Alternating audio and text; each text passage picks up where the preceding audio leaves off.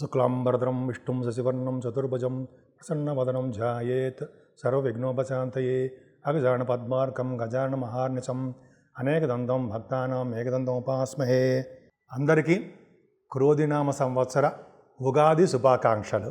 ఇప్పుడు మనం మేషరాశి నుంచి మీనరాశి వరకు కూడా 12 రాశుల వారికి ఏప్రిల్ 9వ తారీఖు నుంచి 29 మార్చి 2025 వరకు కూడా క్రోధినామ సంవత్సరం ఉంటుంది. అప్పటి వరకు గ్రహాల యొక్క ప్రభావం మీ మీద ఎలా ఉండబోతుందో ఇప్పుడు మనం తెలుసుకుందాం. ఇప్పుడు మనం ధనుర్రాశి గురించి తెలుసుకుందామండి. ధనుర్రాశి వాళ్ళకి ఎలా ఉండబోతుందో తెలుసుకుందాం. ముందుగా ధనుర్రాశి వాళ్ళకి ఈ టీవీ చూస్తున్న మీ అందరికీ కూడా, ఈ టీవీ అంటే ఇప్పుడు నేను చెప్తున్న టీవీలో అంటే చూస్తున్న మీ అందరికీ, యూట్యూబ్ ఛానల్స్ చూస్తున్న మీ అందరికీ క్రోధినామ సంవత్సర శుభాకాంక్షలు తెలియజేస్తున్నా. మీరు అందరికీ శుభ జరగాలని మనస్ఫూర్తిగా కోరుకుంటున్నానండి. అంతేకాకుండా శ్రీరామనవమి 17వ తారీఖుని శ్రీరామనవమి కూడా శుభాకాంక్షలు. మనం శ్రీరామచంద్రుడికి ఆ రోజు కళ్యాణం చేయించుకొని ఆయన యొక్క ఆశీస్సులు కూడా పొందుతాం. ఆయన యొక్క ఆశీస్సులు పొందడమే కాకుండా అన్ని రంగాల్లోనూ విజయం సాధిద్దాం. సరేనండి, ముఖ్యంగా ధనుర్రాశి వాళ్ళకి ఈ సంవత్సరం ఎలా ఉండబోతోందండి? బ్రహ్మాండంగా ఉండబోతోంది. సరే, ధనుర్రాశిలో ఉన్నటువంటి నక్షత్రాలు ఏంటి? ధనుర్రాశిలో ఉన్నటువంటి నక్షత్రాలు 1, 2, 3 పాదాలు, పూర్వాషాఢ 1, 2, 3, 4 పాదాల వాళ్ళు, ఉత్తరాషాఢ 1వ పాదం. ఈ నక్షత్రాల వాళ్ళు ముఖ్యంగా ఈ ధనుర్రాశిని చూసుకోవాలండి.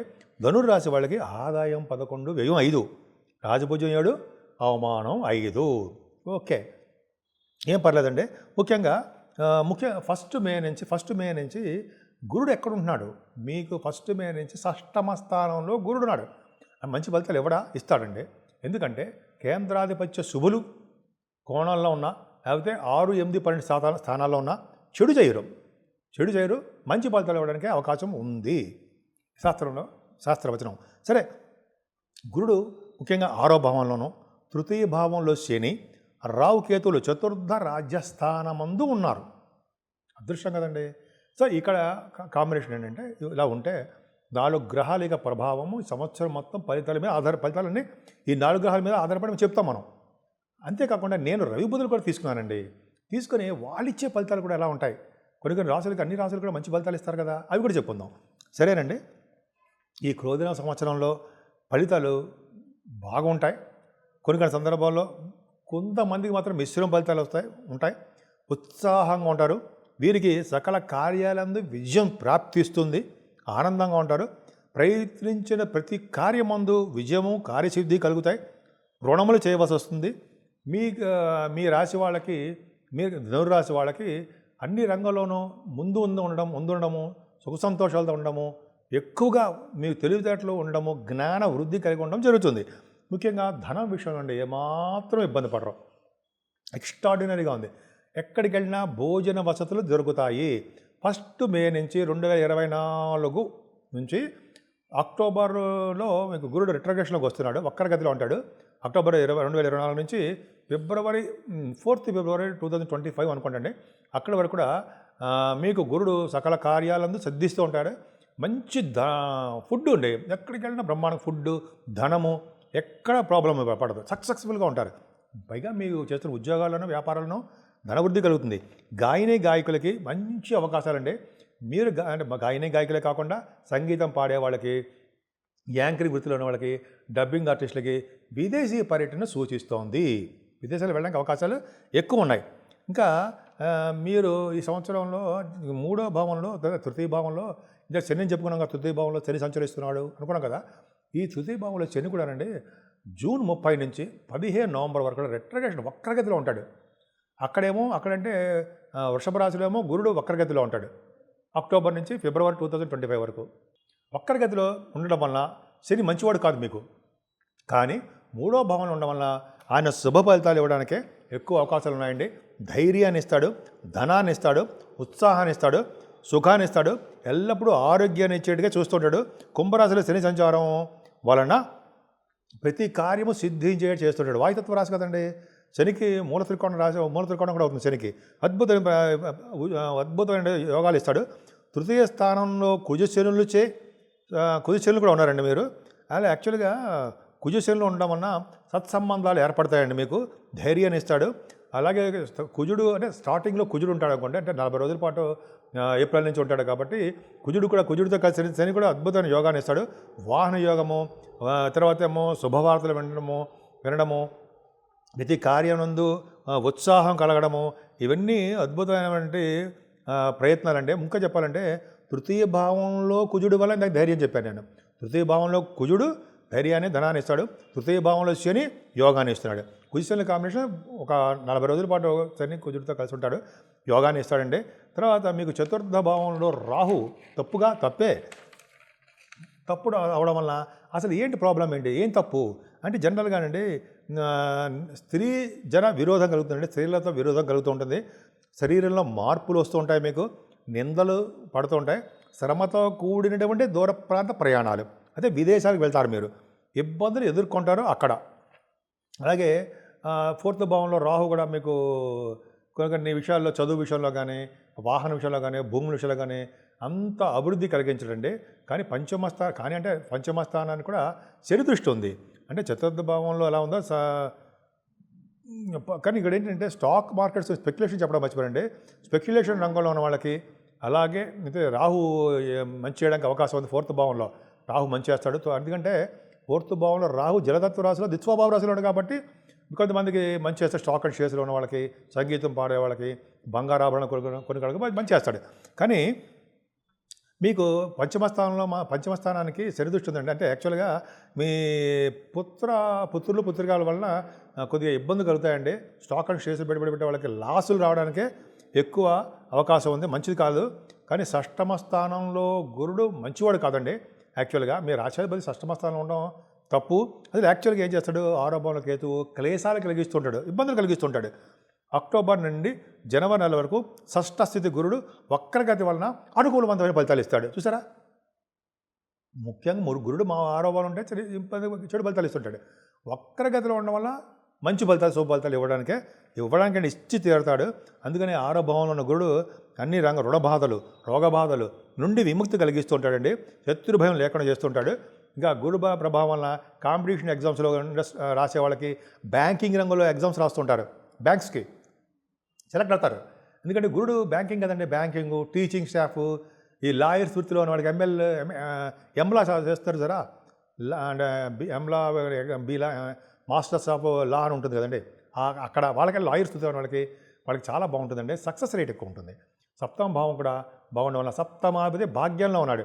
కేంద్రాధిపత్య వచ్చినటువంటి శుభుడు కోణంలో ఉండడం వల్ల రవితో కలిసి ఉన్నాడు. సో రవి బుధులు ఆగస్ట్ సెప్టెంబర్లో ఉండడం వలన ఒక అద్భుతమైన ఇది జరుగుతుందండి. ముఖ్యంగా అంటే సప్తమాధిపతి బాగున్నాడు వలన ఏమవుతుందంటే ఆగస్ట్ సెప్టెంబర్లో వివాహ శుభకార్యాలు బాగా జరుగుతాయి. అంతేకాకుండా ఇంతకుముందు విడిపోయిన వాళ్ళందరూ కూడా కలుస్తారండి. మంచి సంబంధాలు వస్తాయి, మీకు సక్సెస్ బాగుంది. అలాగే వ్యాపార అభివృద్ధి బాగా ఉంటుంది. 7వ భావం మీకు కళత్ర స్థానము, అంటే విజయస్థానం అంటే సక్సెస్ స్థానం అంటాం కదా, కళత్ర స్థానం 7వ భావాన్ని. సక్సెస్ రేటు ఎక్కువగా అద్భుతంగా మీకు ఉందండి. మీకు వ్యాపార అభివృద్ధి, అన్యోన్య దాంపత్య జీవితం గడుపుతారండి. మీకు వివాహాలు, వివాహాలు బాగా చేస్తారు. కాబట్టి అంటే ఇంకా చెప్పాలంటే 7వ భావం బాగుండడం వలన విహారయాత్రలు చేయడము, మంచి మంచి డ్రెస్సులు కొనుక్కోవడము, ఇవన్నీ జరుగుతాయండి. ఇంకా భాగ్యస్థానంలో రవి బుధులు ఉండడం వల్ల విదేశీ పర్యటన జరుగుతుంది. అసలు యాక్చువల్గానండి భాగ్యస్థానంలో కనుక రవి బుధులు ఉండి, గురు దృష్టి అంటే గురు దృష్టి లేదనుకోండి, శని దృష్టి ఉంది కాబట్టి భాగ్యం అంటే మీకు పొలిటికల్ రంగంలో మీరు ఉంటే ఎలక్షన్స్లో గెలుస్తారు. మీ రాజకీయ రంగంలో మీ జాతకాలు చూసుకోవాలండి. నేను గెలుస్తారనగానే అందరికీ కాదు, మీ జాతకాల రీత్యా ఆధారపడి ఉంటుంది. జనరల్గా రవి బుధులు భాగ్యస్థానంలో ఉండి శని దృష్టి ఉన్నా, గురు దృష్టి ఉన్నా, కుజ దృష్టి కూడా ఉంటే వాళ్ళకి ఎలక్షన్స్లో నిలబడము, ఎలక్షన్స్లో గెలడము, ఎలక్షన్స్లో బాగా సక్సెస్ అవ్వడము. ఇంకా చెప్పాలంటే సక్సెస్ అవ్వడానికి గెలవడం ఒకటే అనుకోండి. అలాగే ప్రజాదరణ పొందడము, ప్రజాదరణలో మమేకమైపోవడము, ఇవన్నీ బాగుంటాయి. మీ స్పీచెస్ జనాలకి దగ్గర అవ్వడము జరుగుతూ ఉంటుంది. పదవులు రావడానికి అవకాశం ఉంది. కానీ భాగ్యస్థానానికి శని ఉండడం వలన మీ బిజినెస్లు చెప్పాలి, కోలు, ఐరన్, స్టీల్, సిమెంట్ పరిశ్రమలు, అలాగే ఫార్మస్యూటికల్ రంగాలు, కమ్యూనికేషన్ సంస్థలు, ఎలక్ట్రానిసిటీ సంస్థలు, సంబంధాలు, అలాగే రియల్ ఎస్టేట్ సంబంధం, ఇన్ని అవకాశాలు ఎక్కువ ఉంటాయండి. కానీ శని భాగ్యస్థానం చూడడం తప్పు కూడా అనండి.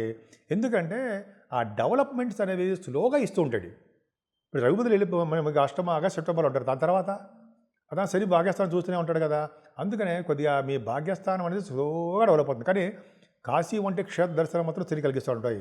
గంగాస్నానం చేయడము, శివ దర్శనాలు, వెంకటేశ్వర స్వామి, విష్ణు దర్శనం కూడా శని భగవాను కలిగిస్తాడు. మన అదృష్టం బాగుంటే ఖచ్చితంగా భాగ్యస్థానం కదా, ఖచ్చితంగా ఉంటుంది. ఇంకా 10th హౌస్లో బుధుడు తప్పు కదా, కేంద్రాధిపత్య వచ్చిన బుధుడు తప్పు. కానీ ఇక్కడ ఏంటంటే భాగ్య రాజ్యాధిపతులు కలిసి ఉన్నారు. అది అక్కడ పాయింట్. అంటే 9th house lord, 10th house lord, భాగ్య రాజ్యాధిపతులు దశమ స్థానంలో కేతుతో కలిసి ఉండడం గొప్ప అదృష్టం అండి. అంటే మీకు వచ్చినటువంటి పదవులు, మీకు వచ్చేటువంటి ఉద్యోగాలు వేరే ఎవరికి రావు. అంటే ఎవరికి రావంటే అంత ఈజీగా సునాశనంగా వస్తాయి. ముఖ్యంగా గవర్నమెంట్ ఆర్గనైజేషన్లో ఉద్యోగాలు వస్తాయి. ఆడవాళ్ళు ఇక్కడ చెప్తానండి, రవి బుధులు ఆగస్టు సెప్టెంబర్ అక్టోబర్ నెలలో ఉండడము, గురుదృష్టి పర్ఫెక్ట్గా బాగుందండి. దశమస్థానానికి కేతు కూడా ఉన్నాడు. అంటే ఏంటంటే సివిల్ సర్వీసెస్ రాసే వాళ్ళకి, రవి బుధులు ఉన్నారు కదా, అదే గవర్నమెంట్ ఆర్గనైజేషన్లో గ్రూప్స్ రాసే వాళ్ళకి, మీ చదువుల రీత్యా ఎగ్జామ్స్ రాసే వాళ్ళకి, ఇంటర్వ్యూస్ ఫేస్ చేసే వాళ్ళకి కూడా మీకు విజయం సాధిస్తారు. అలాగే రవి బుధులు దశమంలో ఉండి గురుదృష్టి కూడా ఉంది కాబట్టి మీరు ఎలక్షన్స్లో గెలుస్తారండి. గెలవడమే కాకుండా పదవులు కూడా వస్తాయి. ప్రజలతోటి మమైకైపోతారు. ప్రజా సంబంధం మీకు బాగా ఎక్కువ ఉంటుంది. రవి బుధులే, గురుదృష్టి కూడా ఉంది కదండి, కేతు కూడా ఉన్నాడు. ఖచ్చితంగా ఎలక్షన్స్లో మీరు గెలుస్తారు. మీ రాజకీయ పదవులు వస్తాయి. మీ జాతకాలు రీచే మాత్రమే సుమా, అందరికీ కాదు. సరే, రవి బుధులు దశమంలో ఉన్నారంటే ఫైనాన్స్ అండ్ అకౌంట్స్ డిపార్ట్మెంట్లో ఉన్న వాళ్ళకి, అలాగే గురుదృష్టి కూడా ఉంది కాబట్టి సంవత్సరం మొత్తం కూడా గురుదృష్టి కూడా ఉంది కాబట్టి సిఐసిడబ్ల్యూ అంటాం కదా వాళ్ళకి, బ్యాంకింగ్ రంగంలో ఉన్న వాళ్ళకి, టీచింగ్ ప్రొఫెషన్లో ఉన్న వాళ్ళకి, అలాగే లాయర్స్, డాక్టర్స్ వృత్తిలో ఉన్న వాళ్ళకి, వీళ్ళందరికీ కూడా అండి సాఫ్ట్వేర్ రంగంలో ఉన్న వాళ్ళకి, అలాగే సిమెంట్ పరిశ్రమలో పనిచేస్తుంటారు ఉంటాయి, అలాగే ఫార్మా రంగంలో కూడా చాలామంది పనిచేస్తుంటారు. అంటే వాళ్ళ సైంటిస్టులు వాళ్ళందరూ కూడా మంచి ఆదరణ ఉందండి. మర్చిపోయాను, రవి బుధుల కారణం కూడా, రవి బుధులు గురుదృష్టి ఉందంటే గణిత శాస్త్రజ్ఞులు కూడా బాగుంటుందండి. అంటే జ్ఞాన సంపద, బుద్ధి బలం మీకు బాగా ఎక్కువ ఉంటుంది, బ్రహ్మాండంగా ఉంటుంది, అర్థమైపోతుంది. సో ఈ గురు ప్రభావం వల్ల కూడా మీకు మంచి యోగమే కలగడం కాకుండా ఆస్ట్రాలజీ సంబంధించిన ఉంది కదా, ఆస్ట్రాలజీ చెప్తుంటారు. వాళ్ళకి కూడా మంచి కాలం అండి. మంచి ధనాదాయము, వృద్ధి కలుగుతూ ఉంటుంది. వాళ్ళ వాక్కు సిద్ధిస్తూ ఉంటుంది. ద్వితీయ భావాన్ని గురుడు ఉన్నారు కదా, ద్వితీయ భావాన్ని గురుడు చూడడము, ధనాస్థానానికి అదే 10th భావాన్ని గురుడు చూడడం వల్ల ఉద్యోగ రీత్యా మీ ధన సంపాదన ఉంటుంది, వ్యాపారాల రీత్యా ధన సంపాదన ఉంటుంది. ముఖ్యంగా మీరు గవర్నమెంట్ ఆర్గనైజేషన్లో అన్ని విధాలుగా బాగుంటుందండి. కేతు కూడా మంచి శుభఫలితాలు ఇస్తాడు. అలాగే 11వ భావంలో రవి బుధులు ఉన్నారు. అక్టోబర్, నవంబర్ నెలలో కూడా బాగుంటారు. అంటే ఏకాదశంలో రవి బుధులు విశేషమైనటువంటి సంపదలు కలిగిస్తారండి మీకు. తర్వాత ఇంకా చెప్పాలంటే సెప్టెంబర్ కాదు, అక్టోబర్, నవంబర్ నెలలో మీకు ఏంటంటే మీకంటే పెద్దవాళ్ళు బాగుండడము, మీకు కంటిన్యూస్ ఫ్లో ఆఫ్ పని ఉండడము, మీకు స్థిరమైన ఆదాయం ఉండడము, ఇవన్నీ రవి బుధులు అంటే లాభస్థానంలో ఉండి గొప్పగా అదృష్టాన్ని మీకు కలిగించి తీరుతున్నారంటే సందేహం లేదు. తర్వాత గురుడు కూడా వ్యయభావాన్ని చూడడం వల్ల సన్మానాలు జరుగుతాయి, విదేశ పర్యటన ఉంటుంది. గుడులు, గోపురాలు సందర్శించడం వలన, బావులు, చెరువులు, తటాకాలు తవ్వించడం వలన గొప్ప అదృష్టం మీకు తోడుగా ఉంటుంది. ఈ సంవత్సరం మొత్తం కూడా అండి మీరు పూజించవలసిన దేవుడు దక్షిణామూర్తి. తర్వాత దుర్గాదేవి పూజలు చేయడం వలన, లక్ష్మీ సహస్రనామాలు చేయడం వలన మంచి ఫలితాలు ఉంటాయండి. ముఖ్యంగా గాయత్రి మంత్రం చేయడం వలన శని వలన దోషాలు పోతుంటాయి. అలాగే శ్రీరామచంద్రుని కొలవడం వలన ఎటువంటి కష్టాలు వచ్చినా రామ శ్రీరామ అంటే ఎటువంటి కష్టాలకు మనకు గురి కాకుండా సర్వ సౌఖ్యాలు కలిగేట్టుగా శ్రీరామచంద్రుడు కూడా చేస్తాడు. మీకు తోచినట్టుగా ఏ దేవుని పూజించినా అద్భుతమే. ముఖ్యంగా ఏప్రిల్ నెలలో మనకి శ్రీరామనవమోత్సవం కాబట్టి శ్రీరామచంద్రుడి కళ్యాణం చేయించుకుంటే భార్యాభర్తలకి బ్రహ్మాండంగా ఉంటారు. త్వరగా పెళ్లి కాని వాళ్ళకి త్వరగా పెళ్ళిళ్ళు అవుతాయని శాస్త్రం. ఈ విధంగా శ్రీరామచంద్రుడిని కొలుద్దాం, అన్ని రంగాల్లోనూ విజయం సాధిద్దాం.